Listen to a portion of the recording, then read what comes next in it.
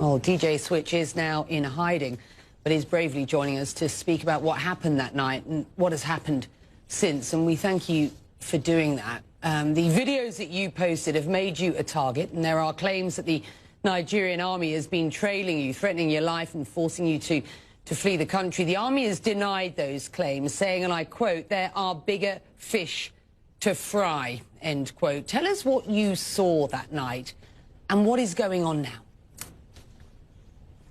Well, thank you for having me, Becky. Thank you for giving us your platform to continue talking and sharing this story. What I experienced that day was the worst experience in my life.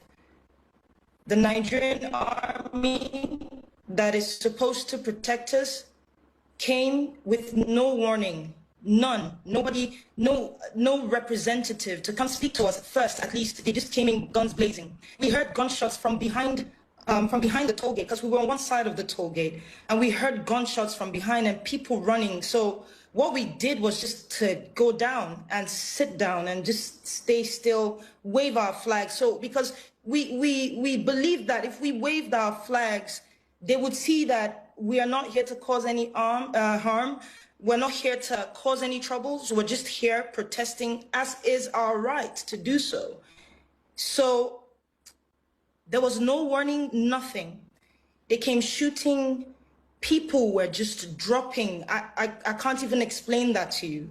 It was such a chaotic scene that most times I find it difficult to close my eyes without seeing those scenes. And after they left, the Nigerian police came, SARS to be precise, because looking at the uniform, the ones we could see, and especially one man that was putting on white, I don't know who he is or something, but he had a pistol, kind of like a small gun, and he was just shooting at us directly, and we were just running for our lives. That's the short story of it, really. Just after the Lekki Gate incident, I spoke with the Lagos state governor. Have a listen to what he told me. Becky, I genuinely believe there will be change for two reasons. One, you know, what has happened, especially in Lagos, is extremely unimaginable. That's number one. Number two, it was a clarion call, you know, for all of us in government, you know, especially, you know, understanding and realizing, you know, what the youth, what they truly want us to be doing, you know. So it hit all of us like a thunderbolt, and it was just, you know, a wake-up call. Your response to what you just heard there? With no due respect, I actually challenge the governor of Lagos State to just say the truth. They know the truth. It's been out there, they're conflicting stories with each other. Nigerians have died. This is not a time to play games. Families are looking for their loved ones. To be honest with you, with regards to me, I don't know how to feel, because in one hand, I'm grateful I'm alive today. In the other hand, I don't know if I should say I'm lucky. It's almost like I'm saying the others were not lucky. It is time that we own up to the things that we're supposed to own up to. The governor has a responsibility to the citizens of Lagos State, and he should say the truth.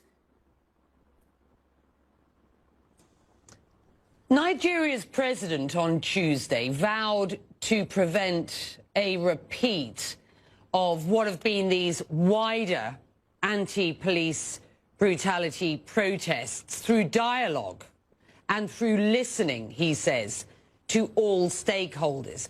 I just wonder, how do his comments make you feel? To be honest, Becky, at this point, I do not hold what the president of the Federal Republic of Nigeria says to any, I can't hold it to heart. Nigeria is a dictatorship with a democratic face. And I think that is primarily to please the international communities. It is our right to protest anything that we see and change that we demand. The Nigerian government has used force from the beginning, starting with trying to infiltrate a peaceful protest with thugs. That didn't work out. And then they've moved to bringing the military in.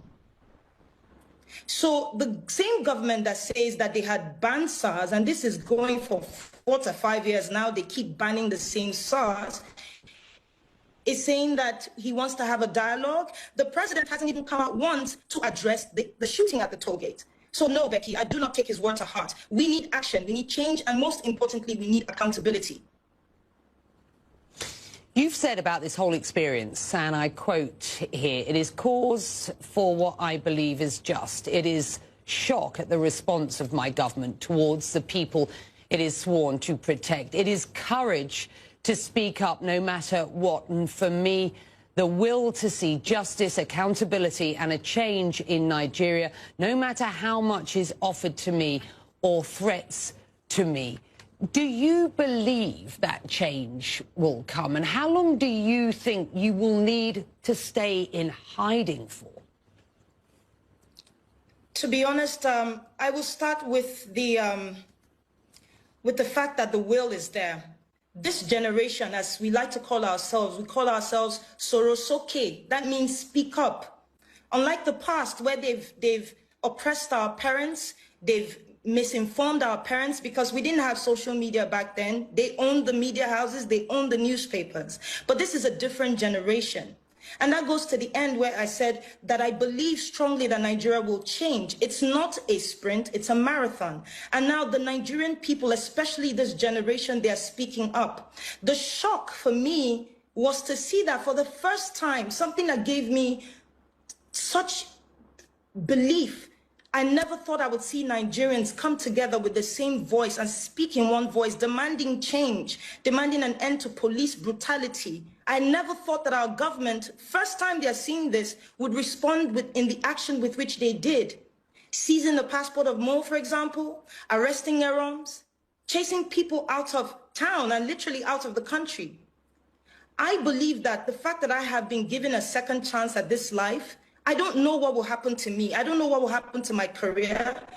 All my bookings, everything is gone. I don't know. But what I do know is this.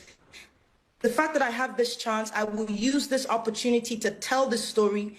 No matter the length, no matter the breadth, I would use the opportunity to tell the story. My hope is to go back home. I don't want to run anywhere. People think that I have sought some sort of asylum. That is not a fact. But you can't chase down everything. Those things are not important. I want to be able to go home. But I want to make sure that I've gotten my story out and the story of other witnesses out under oath. And then when I'm done, I go home. If they want to pick me up at that point, there's nothing to try and silence me for anymore. So if they still want to pick me up, no problem.